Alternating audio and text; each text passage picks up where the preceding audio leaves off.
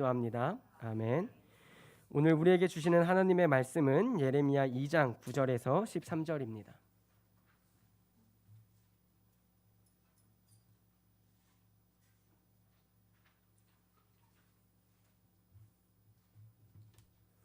예레미야 2장 9절에서 13절입니다.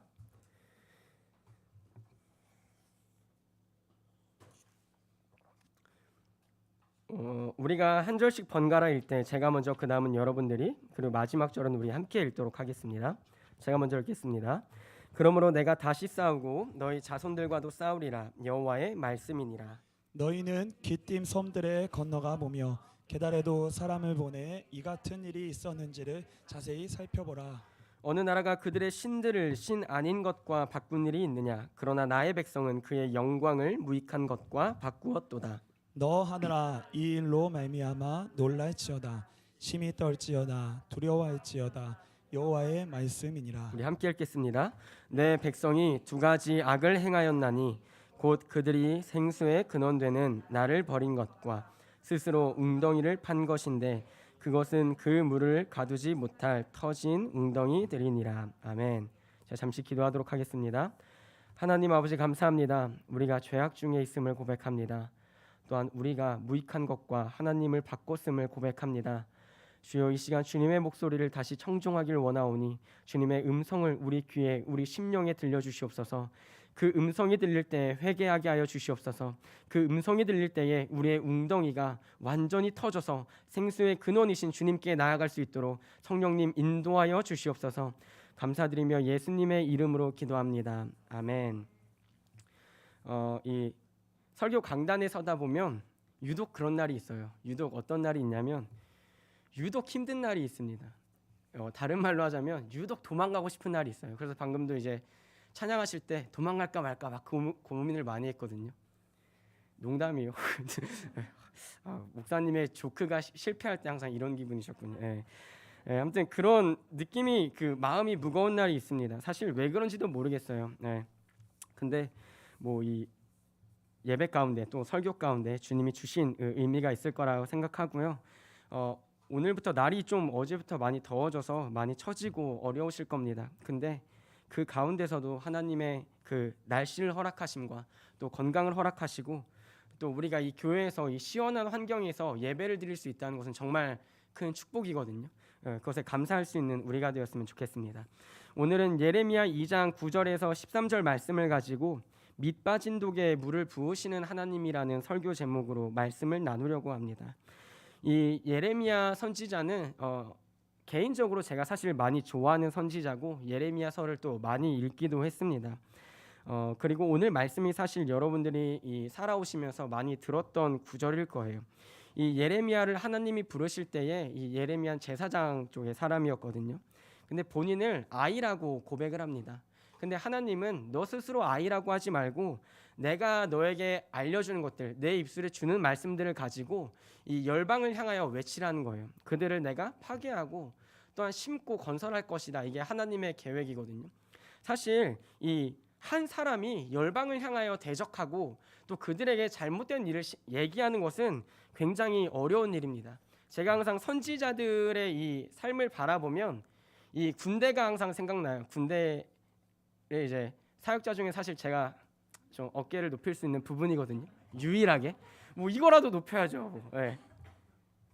어쨌든 이 건강에 이제 제대를 하는데 이 어떤 기간이 생각나냐면 이 군대에서는 일말상초라는 그 시즌이 있습니다. 그때가 어떤 시즌이냐면 이 여러분들이 아시기로 유명한 거는 제일 헤어질 때 이게 이 여자친구가 제일 많이 헤어지는 시기가 일말상초예요.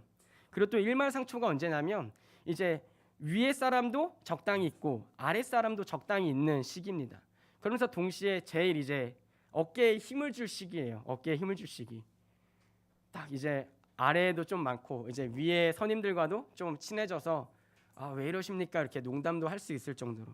근데 항상 그 시기가 가장 이제 어려운 이유는 이제 위에서는 누르고 아래서는 말을 안 듣는 시기예요. 그래서 제가 왜 이 얘기를 하냐면 선지자들이 항상 그런 것 같다는 거예요. 위에서는 야, 너 빨리 가서 죽는다고 전해. 안 전해? 그럼 너도 죽어. 너한테 책임 있어. 이렇게 얘기해요. 근데 이스라엘 백성에게 가서 선지자가 야 너네 죽는데 그럼 이스라엘 백성 어떻게 얘기해요? 야 네가 무슨 선지자야. 나 하나님 알아. 나 하나님 믿어. 까불지 마. 그럼 선지자는 중간에 껴서 뭐예요? 맨날 우는 거예요.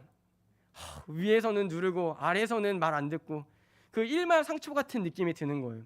아랫놈들은 왜 이렇게 또 센스가 없고 눈치가 없는지 딱 한마디 하면 후다닥 가야 되는데 지금 저 사람이 하는 게 무슨 말인가 쳐다보고 있고 또 그렇게 굴러다니는 거 보면 위에서는 야, 애들한테 한마디 안 했냐고 또 위에서는 내가 까이고 근데 이 선지자의 인생이 제가 이 선지서를 읽어볼 때는 항상 그 일말상초 좋으면서도 긴장과 그 두려움 사이에 있는 근데 그 중에서도 전 사실 예레미야의 인생을 되게 짠하게 봅니다. 항상 옳은 말을 하는데 다 듣지 않아요. 그래서 예레미야에서 이 선지서들 중에서도 예레미야에서 제일 많이 반복되는 단어가 뭐냐면 그들이 여호와의 목소리를 청종하지 아니하였다. 니들이 여호와의 목소리를 듣지 아니하였다. 니들이 여호와의 말씀을 순종하지 아니하였다. 하나님은 끊임없이 이 예레미야 시대에 예레미야를 통하여서 끊임없이 말씀하시는데 그들이 듣지 아니하였다. 듣지 아니하였다. 듣지 아니하였다. 이게 계속 반복되는 거예요. 오늘 그 말씀을 좀 살펴볼 때에 이 1장은 예레미야를 부르시고 2장에는 유다를 하나님이 그리고 이스라엘과 열방을 하나님이 왜 징계하시고 진노하셨는지에 대한 딱 그 장면의 전환점에 있습니다. 첫 번째로는요. 9절에 보면 그러므로 내가 다시 싸우고 너희 자손들과도 싸우리라 여호와의 말씀이니라. 이게 사실 이 법적인 이 논쟁하다라는 단어를 갖고 있어요. 막 싸운다는 게 막 치고받고 싸운다는 게 아니라 야 니네가 맞는지 내가 맞는지 논쟁할 거야. 근데 이 논쟁이 어디까지 흘러갑니까? 너희 자손들과도 싸우리라 여호와의 말씀이니라. 그 이유가 우리가 오늘 읽진 않았지만 8절에 나타나요. 제가 읽겠습니다. 제사장들은 여호와께서 어디 계시냐 말하지 아니하였으며 율법을 다루는 자들은 나를 알지 못하며 관리들도 나에게 반역하며 선지자들은 바알의 이름으로 예언하고 무익한 것들을 따랐느니라. 지금 하나님을 가장 잘 알고 하나님을 따르는 삶을 보여줘야 할 모든 사람들이 지금 부패한 거예요. 여호와를 모르고 율법을 다루는 자들도 사실 율법을 왜 다룹니까? 이 그들에게 생명책이거든요. 율법이. 율법대로 살아야 그들이 의롭다 여김을 받을 수 있는 유일한 방편인데 그들이 정작 중요한 율법은 아는데 율법을 주신 하나님을 잊어버린 거예요. 모르는 거예요. 또한 관리들도 하나님을 두려워하지 않습니다. 이 이스라엘에서 이 관리는 하나님을 제일 무서워해야 되거든요. 근데 그게 없는 거예요. 정의와 공의가 없습니다.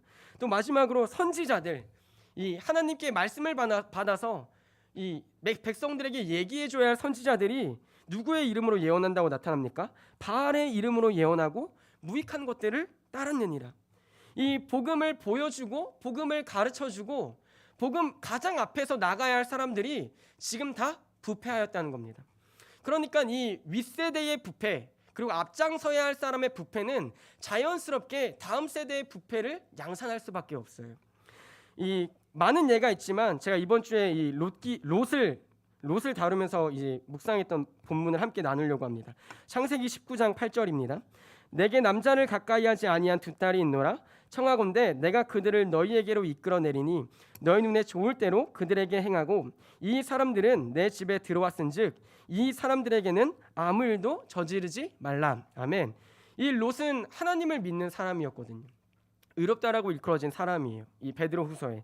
근데 그 사람이 이 천사들을 자기 집에 들이고 이 소돔과 고모라의 그 완악한 사람들이 집에 막 쳐들어와서 야 니네 집에 그 새로운 사람들이 있는 거 알아. 우리가 다 상관하리라. 이 성적인 관계를 맺겠다. 이거 막 집을 두드려요. 근데 롯이 믿음의 사람인데 어떤 선택을 합니까?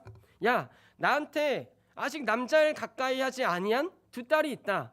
근데 그들을 내밀면서 어떻게 고백해요? 이끌어내리니 너희 눈에 좋을 대로 그들에게 행하라.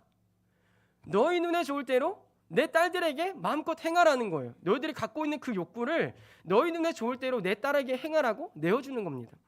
너무나 무책임한 모습 아닌가요? 자신의 물론 천사들을 보호하려는 그 목적은 있었지만 자신의 믿음이 있다라고 얘기하는 사람이 자신의 딸들을 세상 가운데 내보내줍니다. 그리고 세상 가운데서 세상의 방법으로 너희가 알아서 하라는 거예요. 자신의 다음 세대를 너희 알아서 마음대로 하라고 세상 가운데 내보내주는 거예요. 우리 교회도 이러한 모습이 있을 수 있습니다. 나는 믿음의 사람이야. 부모는 믿음의 사람인데 다음 세대인 자녀들을 세상에 내보내놓고 너희 눈에 좋을 대로 행하라. 너희 눈에 좋을 대로 행하라. 내놓을 수 있다는 거예요. 근데 그 결과가 무엇입니까? 이 32절, 33절에 두 딸의 선택으로 말미암아 이제 돌이킬 수 없는 결과를 맞이하게 됩니다. 우리가 함께 읽도록 하겠습니다. 우리가 우리 아버지로 말미암아 후손을 이어가자 하고 그 밤에 그들이 아버지에게 술을 마시게 하고 큰 딸이 들어가서 그 아버지와 동침하니라. 그러나 그 아버지는 그 딸이 눕고 일어나는 것을 깨닫지 못하였더라. 아멘. 이제 큰 딸이 아버지와 동침하고 일어나는데 이 롯이 모릅니다. 구원받은 이 백성이 산에서 이제 처음 천사들이 말했던 산에 가라고 했는데 이제 소활성읍 가까운 데로 우리가 가게 해주십시오 그렇게 얘기했다가 이제 멸망당하는 걸 보고 산으로 이제 도망하게 됩니다. 근데 이 믿음의 사람, 이 의로웠다고 일컬어지는 이 롯이 딸들이 주는 술에 취해서 잠에 빠지게 됩니다. 근데 더욱 문제인 것은 그 딸들이 이제 멸망을 눈앞에서 봤잖아요. 근데 소돔과 고모라가 왜 멸망했습니까? 이 성경이 나타날 때는 이 성적인 그 음란함 때문에 하나님이 심판하셨거든요. 죄악 때문에. 근데 그 일을 지금 누가 그대로 행하고 있어요? 그 딸들이 그대로 행하고 있는 거예요.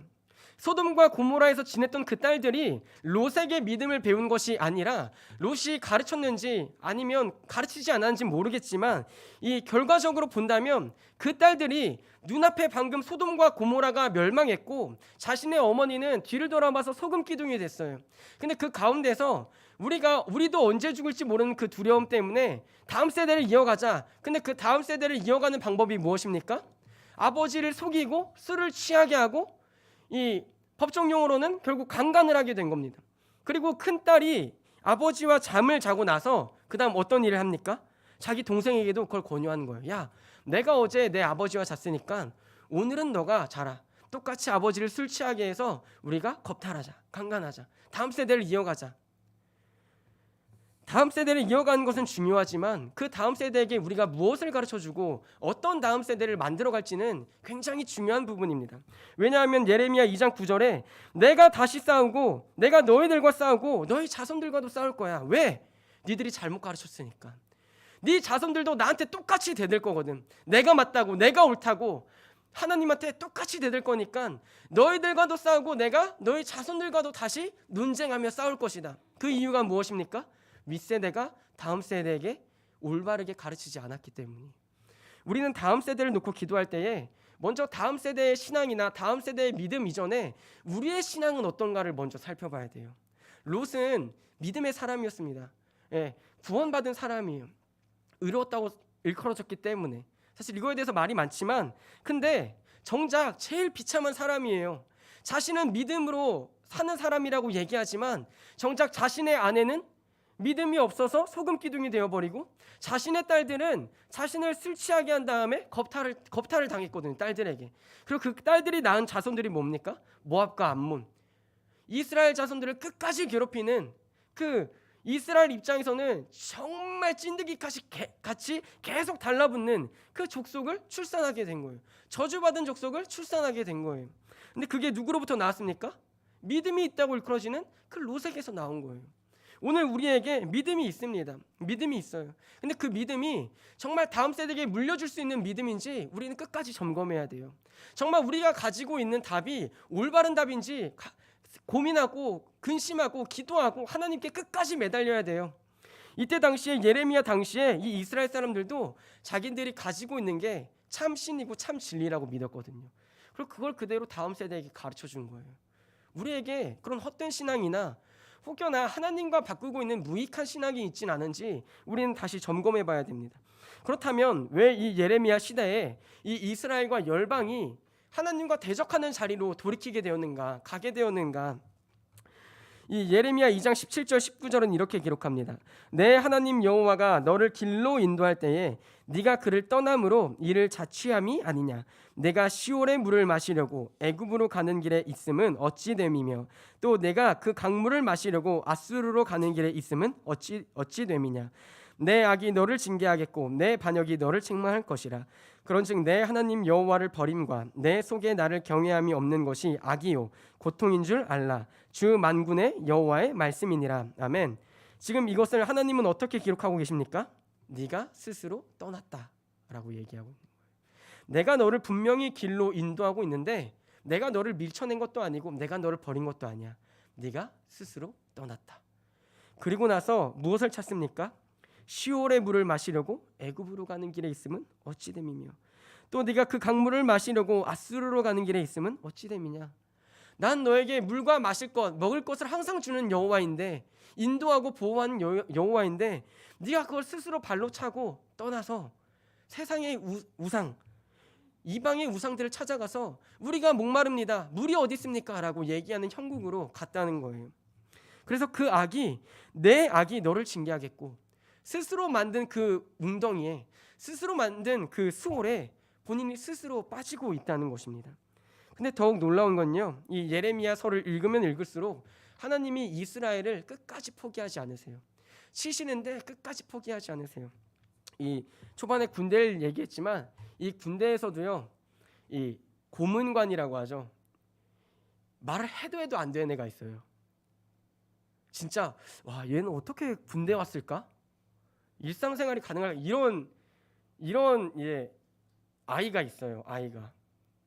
이런 아이가 있어요. 근데 제일 이제 처음엔 막 혼내요. 야, 너 왜 그래? 막 처음엔 막 화를 냅니다. 야, 너 똑바로 안 해? 정신 안 차려? 그러다가 이제 어떻게 넘어가요? 야, 제발 그러지 마. 너 왜 그래? 나한테 왜 그래? 형한테 왜 그래? 아, 진짜 그러지 말자. 잘 좀 하자. 근데도 또 안 돼요. 그 다음은 어떻게 돼요? 포기해요. 포기. 이제 지가 어떻게 살든 누구한테 또 빵꾸 쳐서 혼나든 이제 커버도 안 쳐주고 이제 커버라는 게 대신 가서 이제 사과해주고 내가 잘 이제 케어해보겠다 이게 커버라고 하거든요. 근데 커버도 안 쳐주는 거예요. 자기가 다 책임지게 하는 거예요. 자기가 다 책임. 근데 하나님은 이렇게 얘기하시는데 예레미야를 통하여서 끊임없이 얘기하시는 거예요. 야, 너 왜 내 목소리 안 들어? 저번에도 안 들었잖아. 왜 이번에도 안 들어? 너 혼난다고 했지. 왜 안 들어? 이게 끊임없이 반복돼요. 근데 이스라엘은 완전 고문관인 거예요. 끝까지 안 듣거든요. 끝까지 안 들어요. 그래서 예레미야 3장 13절 이렇게 고백합니다. 너는 오직 내 죄를 자복하라. 이는 내 하나님 여호와를 배반하고 내 길로 달려 이방인들에게로 나아가 모든 푸른 나무 아래로 가서 내 목소리를 듣지 아니하였음이라. 여호와의 말씀이니라. 예레미야 7장 23절 26절에도 이렇게 기록되어 있습니다. 오직 내가 이것을 그들에게 명령하여 이르기를 너희는 내 목소리를 들으라. 그리하면 나는 너희 하나님이 되겠고 너희는 내 백성이 되리라. 너희는 내가 명령한 모든 길로 걸어가라. 그리하면 복을 받으리라 하였으나 그들이 순종하지 아니하며 귀를 기울이지도 아니하고 자신들의 악한 마음의 꾀와 완악한 대로 행하여 그 등을 내게로 돌리고 그 얼굴을 향하지 아니하였으며 너희 조상들이 애굽 땅에서 나온 날부터 오늘까지 내가 내 종 선지자들을 너희에게 보내되 끊임없이 보내었으나 너희가 나에게 순종하지 아니하며 귀를 기울이지 아니하고 목을 굳게 하여 너희 조상들보다 악을 더 행하였느니라. 지금 이게 무슨 얘기입니까? 조상들도 악을 행했는데 이 다음 세대는 더 악을 행하고 있다는 거예요. 그래서 하나님이 어떤 얘기까지 하시냐면 야, 내가 너네한테 잘못한 거 있어? 얘기해봐. 잘못한 건 없는데 왜 도대체 나를 떠나가는 거야? 난 너희 조상들을 애굽에서 구원해냈어. 그리고 너희를 이 길로 인도해냈어. 지금 너희들이 사는 이 땅 내가 약속하고 내가 축복한 땅이야. 근데 왜 나를 벗어나려고 하는 거야? 왜 나를 떠나려고 하는 거야? 계속 이 얘기를 하는데 더 악해지더라는 거예요. 더 하나님의 목소리를 듣지 않는다는 거예요. 예레미야 11장 6절 8절에서도 이렇게 기록합니다. 여호와께서 내게 이르시되 너는 이 모든 말로 유다 성읍들과 예루살렘 거리에서 선포하여 이르기를 너희는 이 언약의 말을 듣고 지키라. 내가 너희 조상들을 애굽 땅에서 인도하여 낸 날부터 오늘까지 간절히 경계하며 끊임없이 경계하기를 너희는 내 목소리를 순종하라 하였으나 그들이 순종하지 아니하며 귀를 기울이지도 아니하고 각각 그 악한 마음의 완악한 대로 행하였으므로 내가 그들에게 행하라 명령하였어도 그들이 행하지 아니한 이 언약의 모든 규정대로 그들에게 이루게 하였느니라 하라. 지금 방금 제가 말씀드린 거예요. 내가 너희한테 내 말만 들으면 된다고 했잖아. 내 목소리를 순종하면 된다고 했잖아. 그래서 여호수아서 마지막에 어떻게 기록되어 있습니까? 여호수아가 자신의 죽음 앞에서 나와 내 온 집은 여호와를 섬기겠노라 라고 얘기할 때 백성들이 우리도 그리하겠습니다. 그리고 우리가 그 목소리를 순종하겠습니다 고백하거든요. 근데 바로 사사기에 넘어가서 어떻게 돼요? 2장 2절, 2장 20절에 너희가 내 목소리를 듣지 아니하므로, 너희가 내 목소리에 순종하지 아니하므로 그들을 너희 인생에, 너희 발에 올무가 가시가 되게 하겠다. 바로 배반하는 거예요. 바로 듣지 않는 거예요. 근데 그 이유가 무엇입니까? 우리가 오늘 읽었던 본문입니다. 2장 9절, 2장 13절에 내 백성이 두 가지 악을 행하였나니 곧 그들이 생수의 근원되는 나를 버린 것과 스스로 웅덩이를 판 것인데 그것은 그 물을 가두지 못할 터진 웅덩이들이니라. 이스라엘 백성이 생각한 거예요. 이제 우리 먹고 살만해. 하나님 없어도 우리 살 수 있어. 그리고 내가 내 힘으로 내 웅덩이를 팔 수 있어. 그곳에 물을 저장해서 농사를 지으면 되고 그곳에 물을 저장해서 다음 세대에게 계속 넘겨줄 수 있어. 근데 그들은 모르는 거예요. 무엇이냐? 자신들이 판 그 웅덩이가 바로 터진 웅덩이라는 거예요. 근데 거기에 계속 수고를 해요. 물을 넣고 헌신을 하고 희생을 하고 바알에게 무언가를 묻고 하나님을 아예 떠난 것도 죄악인데 그것보다 더 나아가서 이제 우리는 하나님 없이도 살 수 있다는 거예요. 생수의 근원 되셨던 그 하나님 없으셔도 제가 이방 우상을 섬기면서 내 웅덩이가 있습니다, 주님. 내 웅덩이가 있어서 더 이상 주님 앞에 나아갈 필요가 없습니다. 주님의 목소리를 들을 필요가 없습니다. 예전에는 웅덩이도 없고 우리가 먹고 살기 힘들었으니까 주님 앞에 나아가서 생수의 근원 되신 주님 앞에 나아가서 생수를 받아 마셔야 됐는데 이제 우리한테는 웅덩이가 있는데요. 이제 하나님은 필요가 없어요. 하나님의 말씀은 들을 필요가 없습니다. 그렇게 무익한 것과 참된 진리를 맞바꿔 버린 거예요. 그것을 하나님이 두 가지 악이라고 얘기하고 계신 겁니다. 이 예레미야 후반부에 가면 더욱 비참한데요. 이 대표적인 예로 몇 번 오후 예배 때 인용했던 말씀입니다.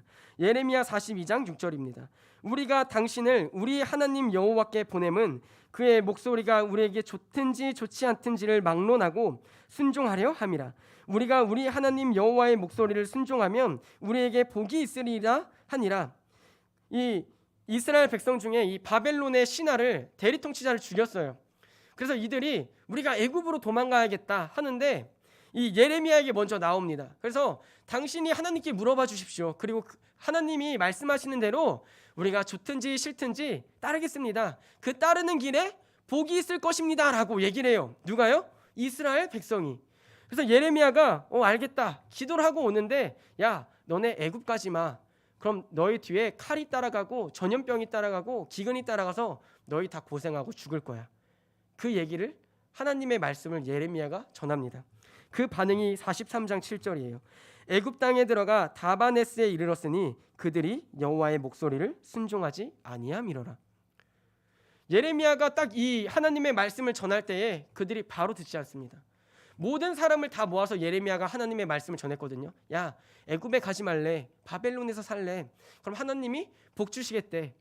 근데 그들이 처음 얘기했잖아요. 좋든지 좋지 않든지 우리가 따르면 하나님이 복을 주실 것입니다. 근데 그 얘기를 듣자마자 그들이 안색이 변하고 너가 진짜 선지자가 맞냐? 그렇게 돌변해요. 그리고 결국은 무엇입니까? 애굽 땅에 들어갑니다. 근데 그 결과를 예레미야의 목소리를 듣지 않았다 이렇게 기록하는 게 아니라 그들이 여호와의 목소리를 순종하지 아니함이로라. 예레미야의 큰 주제 중 하나는 이 순종하지 아니함입니다.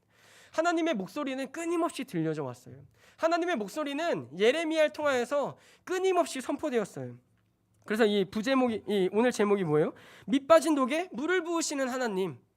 근데 이 모습이 성경 전체에 계속 나타나요.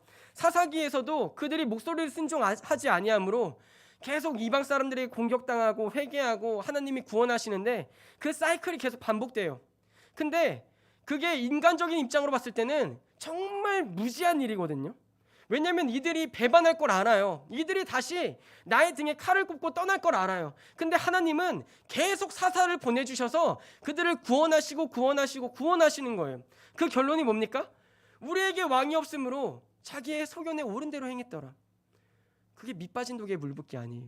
하나님은 끊임없이 은혜를 부어주시고 하나님은 끊임없이 말씀을 들려주시는데 그 밑이 빠진 독 아래 물을 고이게 할 밑이 없으니까 그 물이 계속 빠져나가는 거예요. 근데 이 인생이 이스라엘의 인생이 아니라 저와 여러분의 인생이라는 거예요. 오늘 우리는 하나님 앞에 나오는데요, 계속 하나님 앞에 나아가서 이렇게 기도해요. 내 인생에 무엇을 채워달라고 기도해요. 무엇을 계속 부어달라고 기도해요. 은사를 부어달라고 기도하고 기쁨이 넘치게 해달라고 기도해요. 그것이 잘못됐다는 게 아니에요. 근데 결론적으로 나누고 싶은 얘기는 뭐냐면 우리 인생이 밑빠진 독이어서 다 빠져나가다는 거예요. 다 빠져나가요. 제가 이 고민을 정말 오래 했는데요, 이 한 청년과 이런 얘기를 했어요. 사역자들에게는 특별한 은혜를 주시는 것 같다. 제가 그 얘기를 듣는 순간 정말 깊은 한숨을 내쉬었습니다. 깊은 한숨을. 그 특별한 은혜를 받기까지 하나님이요, 정말 또 청년들이 하는 이런 얘기를 들었어요. 제가 도청한 건 아니고요, 여기서 얘기하는 걸 들었어요. 오해하지 마시고.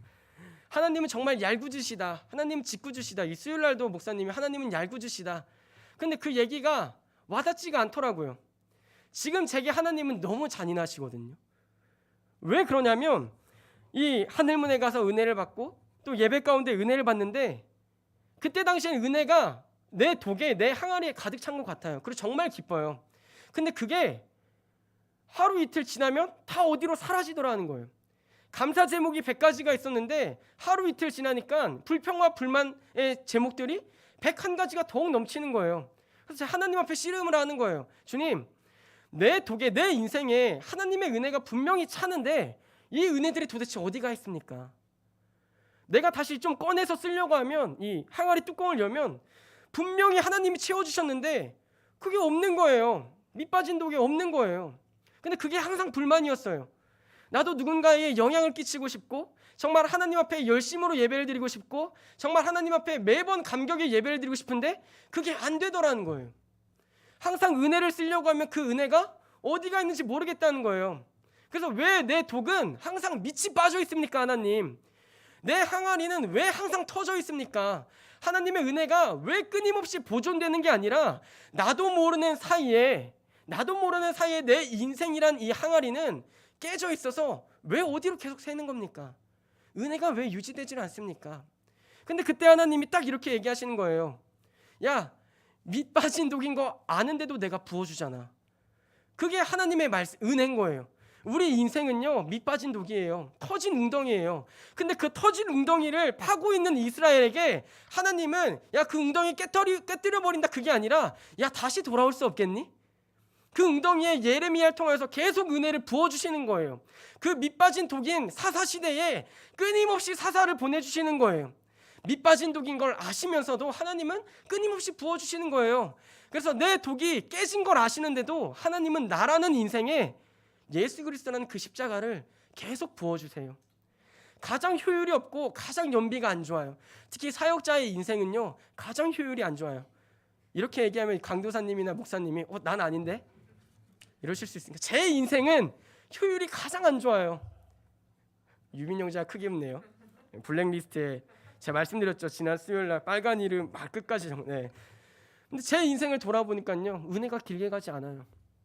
좀 누린다 싶으면 어느샌가 불평과 불만이 차 있고 좀 은혜롭게 살려고 하다 보면 딱 뚜껑을 열어보면 어느새 이 깨진 그 사이로 은혜가 다 빠져나가서 이 감사와 찬양보다는 불평과 불만이 제 인생에 더욱 많은 거예요.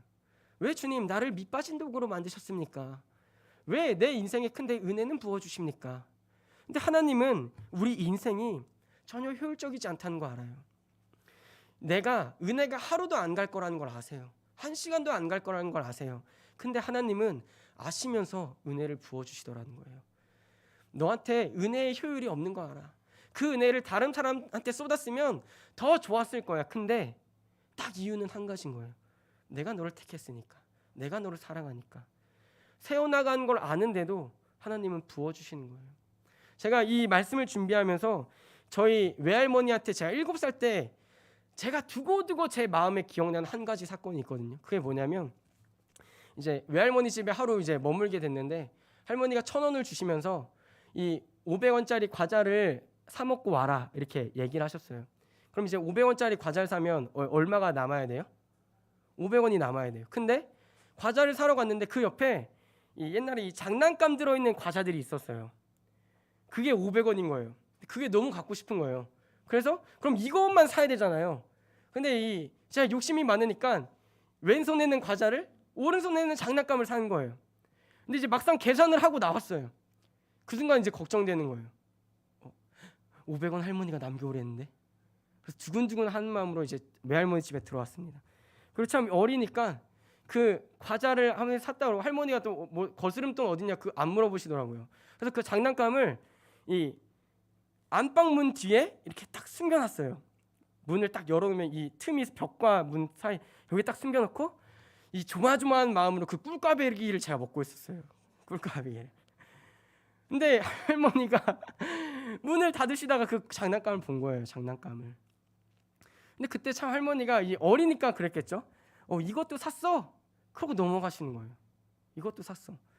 그러니까 내가 사랑하는 손자이기 때문에 얘가 날 속인 건 중요하지 않고 그냥 이거 살 수 있지 하고 넘어간 거예요. 근데 그게 제 아직 30살 인생인데 그 7살 때에 초조하게 꿀까배기를 먹으면서 할머니의 눈치를 봤던 그 죄책감이 제 안에는 계속 남아 있는 거예요. 근데 이 말씀을 준비하면서 그때 당시에 지금은 많이 늙으셨지만 그 외할머니의 인자한 표정, 그리고 이것도 샀냐고 잘했다라고 얘기해 주신 그 할머니의 인자한 목소리, 내가 예상했던 너 이거 왜 샀어? 왜 500원 거스름돈 안 갖고 왔어? 왜 할머니한테 거짓말했어? 이게 아니라 그 혼나는 게 기억에 남는 게 아니라 혼나지도 않았지만 그 할머니의 포용하고 넘어가주는 그 사랑이 남는다는 거예요. 하나님은 우리가 하나님을 속일 걸 알아요. 하나님의 말씀을 듣지 않을 거 알아요. 근데 말씀 듣지 않을 거 아는데 그 인생에 하나님의 말씀을 계속 부어주시는 거예요. 여러분 가운데 은혜가 자주 떨어지시나요? 또 은혜가 떨어지면 뭐가 물려요? 오늘 제가 또 막 도망가고 싶다고 했죠. 이 설교를 고백하자니 나도 잘 모르겠고 내 독이 차 있는지 떨어져 있는지도 모르겠는 이 가운데 이 은혜가 떨어지면 그 무기력함, 좌절감, 정말 하나님은 날 사랑하시는 거 말까? 사랑하시는 거 맞으실까? 이런 이 자존감이 낮아지고 이 무너지는 일들이 생기는 거거든요. 근데 그걸 하나님이 다 아시는데 은혜를 계속 부어주세요. 그러고 나서 이 끝이 무엇이냐면 야, 안 되지? 그걸 저한테 얘기하시는 거예요. 네 인상에 채워달라는 거 내가 다 채워줘 봤어. 근데 안 되지. 그게 무슨 얘기냐면요. 우리 인생은 밑빠진 독이어서 하나님이 아무리 채워주셔도 우리 인생에는 답이 없다는 거예요. 우리 인생에는 결론이 안 나요. 잠깐 감격하고 기뻐할 수 있어요. 잠깐 찬양하고 영광 돌릴 수 있어요. 근데 우리는 결국 터진 웅덩이에 계속 그걸 채워달라고 얘기하는 거예요. 주님, 이 터진 웅덩이에 내가 열심히 채우고 있잖아요. 이것에 좀 은혜를 부어주세요. 그럼 하나님 은혜를 부어주세요. 실제로 부어주세요. 근데 시간이 지나면 터진 웅덩이기에 다 새나가더라는 거예요. 근데 이 예레미야의 말씀 가운데, 사사기에 또 여호수아의 그 말씀 가운데 결론은 무엇이냐면요, 너희는 끝까지 듣지 않을 거야. 근데 내가 너희를 위하여 예비한 생수의 근원이 진정으로 있다고 우리에게 알려주시는 겁니다. 예레미야 17장 13절 14절에 이렇게 기록합니다. 이스라엘의 소망이신 여호와여, 무릇 주를 버리는 자는 다 수치를 당할 것이라. 무릇 여호와를 떠난 자는 흙의 기록이 되오리니 이는 생수의 근원이신 여호와를 버림이니이다. 여호와여, 주는 나의 찬송이시오니 나를 고치소서. 그리하시면 내가 낫겠나이다. 나를 구원하소서. 그리하시면 내가 구원을 얻으리이다. 지금 예레미야가 또 어떻게 얘기해요? 생수의 근원이신 여호와를 버린 게 문제야. 다시 여호와께 돌아오라는 거예요. 그 터진 웅덩이인 거 알아. 근데 그것은 한계가 있고 너희들의 무한한 만족을 줄 수 없어. 그러니까 다시 내게로 돌아온다면 내가 너희를 고칠 것이고 너희가 나를 찬양하게 될 것이고 내가 너희를 구원하실 것이다. 이 얘기를 예레미야가 하고 있는 겁니다. 이사야 55장 1절에서 2절도 이렇게 기록합니다. 오라, 너희 모든 목마른 자들아, 물로 나아오라. 돈 없는 자도 오라. 너희는 와서 사 먹되 돈 없이 값 없이 와서 포도주와 젖을 사라. 너희가 어찌하여 양식이 아닌 것을 위하여 은을 달아주며 배부르게 하지 못할 것을 위하여 수고하느냐. 내게 듣고 들을지어다. 그리하면 너희가 좋은 것을 먹을 것이며 너희 자신들이 기름진 것으로 즐거움을 얻으리라. 이사야서에도 얘기합니다. 모든 목마른 자들아, 물로 나아오라. 돈 없고 아무것도 값을 지불할 것 없는데 나에게 나오면 내가 끊임없이 주겠다는 거예요. 내가 너희를 다시 회복시키겠다는 거예요. 너희가 그동안은 양식이 아닌 것, 너희를 배부르게 하지 못하는 것을 가지고 수고했잖아. 너희가 터진 웅덩이에 계속 채웠잖아. 근데 그거 아니라니까. 그거 아니야. 밑 빠진 독에 물 붓게 해달라고 얘기하지 말고 나에게 지금 나오라는 거예요. 요한복음 4장 13절 15절에 이렇게 기록되어 있습니다. 예수께서 대답하여 이르시되 이 물을 마시는 자마다 다시 목마르려니와 내가 주는 물을 마시는 자는 영원히 목마르지 아니하리니 내가 주는 물은 그 속에서 영생하도록 솟아나는 샘물이 되리라. 여자가 이르되 주여 그런 물을 내게 주사 목마르지도 않고 또 여기 물 기르러 오지도 않게 하옵소서. 지금 이 사마리아 여인이 물을 매번 기르러 와야 합니다. 남들의 눈을 피해서 무거운 물을 기르러 와야 돼요. 근데 그 수고를 보시면서 예수님이 이렇게 얘기하시는 거예요. 야, 지금 이 물을 마시는 너는 다시 목마를 거야. 왜?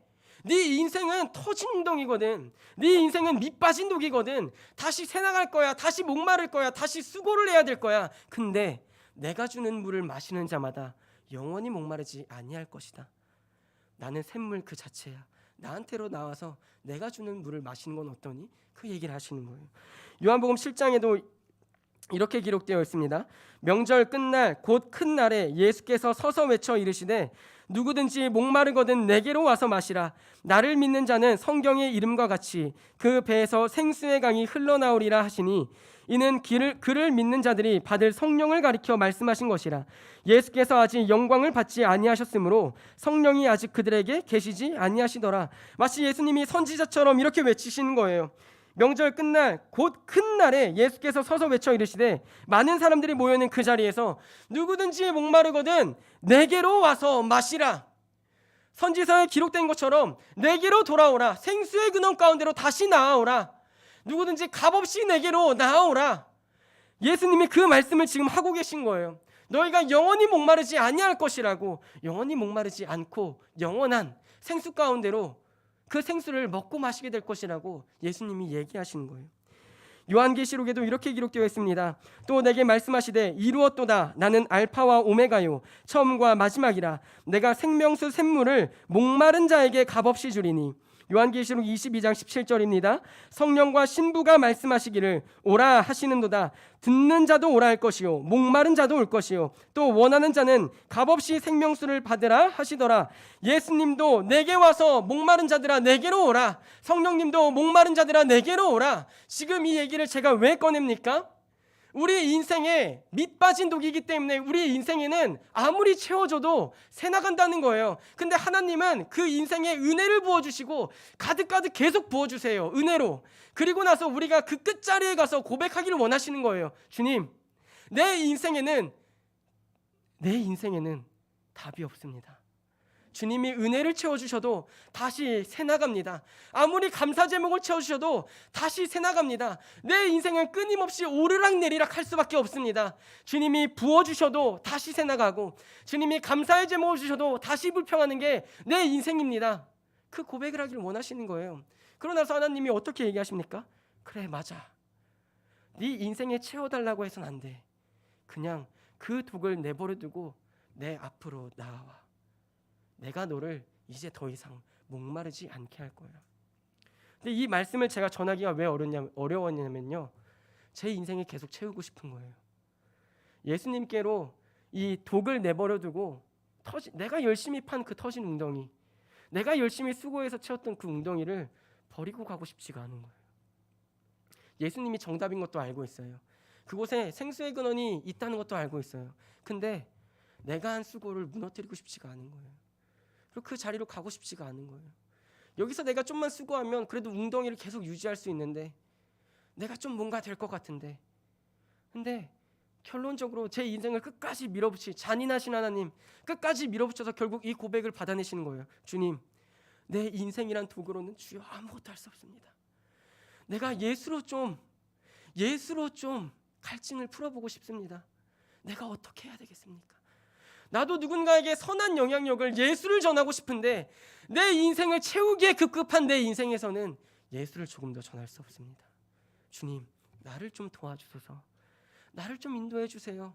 내 못난 욕심과 못난 자아 때문에 나는 여전히 주님이 나오라고 하시는데 주님 아니에요. 제가 이 웅덩이 채울 수 있습니다. 주님이 좀만 도와주시면 이 웅덩이 채울 수 있어요. 끝까지 그 물바구니를 들고 계속 붓는 거예요. 하나님이 그 옆에서 계속 은혜를 주세요. 그래, 내가 그럼 너가 원하는 대로 은혜 줘볼게. 해봐. 끝까지 해봐. 그 끝까지 내버려 두시는 거예요. 그러나서 제 인생의 고백을 받으시는 거예요. 주님, 안 되네요. 내 힘으로는 안 되네요. 많은 것을 채워보려고 했는데 안 됩니다. 어디부터 잘못됐는지, 얼마나 깨져 있는지도 모르겠습니다. 많은 은혜를 주시는 것 같은데 금방 다 까먹고 맙니다. 내가 내 인생을 은혜로 가득 채우려면 어떻게 해야 됩니까? 그때 예수님이 말씀하시는 거예요. 야, 네 독을 버려. 터진 웅덩이를 놔라. 그리고 내게로 나와. 그럼 너가 수고하지 않고 내게서 나오는 물을 떠서 마시기만 하면 돼. 근데 왜 그 미련한 일을 계속하고 있니? 왜 미련한 인생을 붙잡고 계속 씨름하고 있니? 내가 너를 계속 목마르지 않게 한다고 얘기하고 있는데 왜 너는 아직도 그 물 바구니를 쥐고 여기에 은혜 부어주시면 내가 채워볼게요. 그 얘기를 하고 있니? 네 인생엔 답이 없어. 제 인생을 부정해야 하는 순간이 찾아온 거예요. 제 사역을 부정해야 하는 순간이 찾아옵니다. 그냥 아무것도 아닌 순간이 찾아오게 돼요. 그래서 그 청년과 이렇게 얘기했어요. 저를 아마 사역자로 저는 아무 은사도 없습니다. 이 사역자들의 은사에 관해서 뭐 중고등부를 잘하시는 사역자도 있고 유치부를 잘하는 사역자도 있고 유초동부를 잘 다루는 사역자도 있고 청년부나 말씀에 뭐 찬양에 이 은사가 있는 분들이 너무 많아요. 저는 그에 비하면 정말 아무것도 없습니다. 왜 저 같은 한량을 왜 부르셨는지 모르겠습니다. 근데 그 한량 같은 내 인생을 돌아보니까 딱 하나예요. 나를 구원하시는 방법이 사역자로 부르는 것밖에 없는 거예요. 강도사님이랑 이런 얘기를 했어요. 차에서. 저는 아마 사역자 안 했으면 아무리 잘 쳐줘봐야 썬데이 크리스찬? 그냥 앉아서 뒤에서 핸드폰 좀 하다가 돌아가면서 자기 만족을 하는 이 썬데이 크리스찬이 되었을 겁니다. 그 얘기를 했거든요. 근데 하나님은 오늘 저를 부르시고 이 자리에 여전히 인도하신 그 이유는 하나예요. 나를 사랑하셔서 그 밑빠진 독을 오늘 포기하라고 얘기하시는 거예요. 예수로 내가 채워줄 테니까 예수로 내가 너를 가득 차게 해줄게. 예수로 너가 만족할 수 있을 만큼 마시게 해줄게. 그러니까 바구니를 내려놓고 너의 독을 포기하고 내 앞으로 나아오기만 하면 돼. 정말 간단한데 이 발걸음이 안 떼지더라고요. 그래서 이 설교를 할까 말까 정말 많이 고민했어요. 정말 많이 고민했어요. 왜? 아직도 나는 밑빠진 독을 붙잡고 있으니까. 내가 성도들한테 예수께로 나아오라고 얘기할 수 있을까? 근데 오늘 이 시간 나누고 싶은 거예요. 저랑 같이 그 걸음을 조금씩 걸었으면 좋겠습니다. 지금 당장 여러분들한테 예수로 만족하십시오. 예수로 살 수 있습니다. 이 얘기를 하자는 게 아니에요. 제가 못하는데 어떻게 여러분한테 권유할 수 있겠어요. 근데 이것 한 가지는 같이 나누자고요. 우리 밑빠진 인생에 하나님이 채우시는데 다 빠져나갈 거예요. 그러니까 이제 거기에 채워달라고 더 이상 기도하지 말자고요. 그리고 그 밑빠진 독을 내려놓을 수 있도록 주님 도와달라고 기도합시다. 바구니를 내려놓을 수 있는 믿음을 내게 주세요. 주님, 이 웅덩이가 아니어도 될 수 있다는 믿음을 내게 주시면 제가 한 걸음 걷고 싶습니다. 예수께로 나아가는 그 한 걸음을 걸어보고 싶습니다. 그러니 주님, 제발 우리를 도와주세요. 내 힘으로 되지 않는, 내 손에 끝까지 붙들려 있는 웅덩이를 채우려는 그 물바구니와 여전히 새어나가는 것을 보면서도 내가 채울 수 있다고 끊임없이 물을 붓고 있는 그 웅덩이를 여전히 저도 바라보고 있거든요. 근데 이 말씀을 통하여서 저랑 같이 조금씩 내려놓자고요. 조금씩 고백합시다. 주님, 안 됩니다. 내 인생에 아무리 부으셔도 새나갑니다. 주님, 이제 더 이상 새나가는 인생을 살고 싶지 않습니다. 은혜를 받는 즉시 까먹는 인생 되고 싶지 않습니다. 그럼 제가 어떻게 해야 할까요? 주님의 목소리를 청중하여 주님 앞에 나오기를 원합니다. 주여, 나를 도와주소서. 말씀을 마무리하려고 합니다. 우리는 예수 없이는 헛된 인생입니다. 성경이 그렇게 얘기하고 있어요. 목소리를 듣고도 따라가지 않는 게 우리의 헛된 인생입니다. 왜 그 말씀을 듣지 않냐면 우리가 아직 터진 웅덩이를 채울 수 있다고 믿기 때문이에요. 근데 그것을 내려놔야 이제 시작이에요. 믿음의 시작이고 말씀의 들림의 시작이에요. 이제 우리가 한 걸음씩 그것을 좀 포기했으면 좋겠습니다. 한 걸음씩 다 놓으라는 게 아니에요. 다 놓으라는 게 아니에요. 저도 안 되는데요. 저도 조금씩 내려놓으려고 합니다. 조금씩 발버둥 치려고 합니다. 근데 오늘 주님은 여전히 우리 인생에 끊임없이 얘기하시는 거예요. 내게로 나아오라. 네가 말 안 들어서 내가 문 닫지 않아. 네가 말 안 들어서 안 채워주지 않아. 근데 그걸로는 안 된다는 걸 너가 알게 될 거야. 그때에 내게로 나와. 그때 내게 나와. 그럼 내가 마르지 않는 생수를 너에게 끊임없이 부어주고 채워줄 거야. 오늘 이 음성이 웅덩이를 조금씩 포기하려는 여러분들에게, 웅덩이를 채우려고 들었던 바구니를 내려놓는 여러분들에게 하나님의 음성으로 들렸으면 좋겠습니다. 우리 찬양으로 기도하며 나아가기를 원합니다. 낮은 해처럼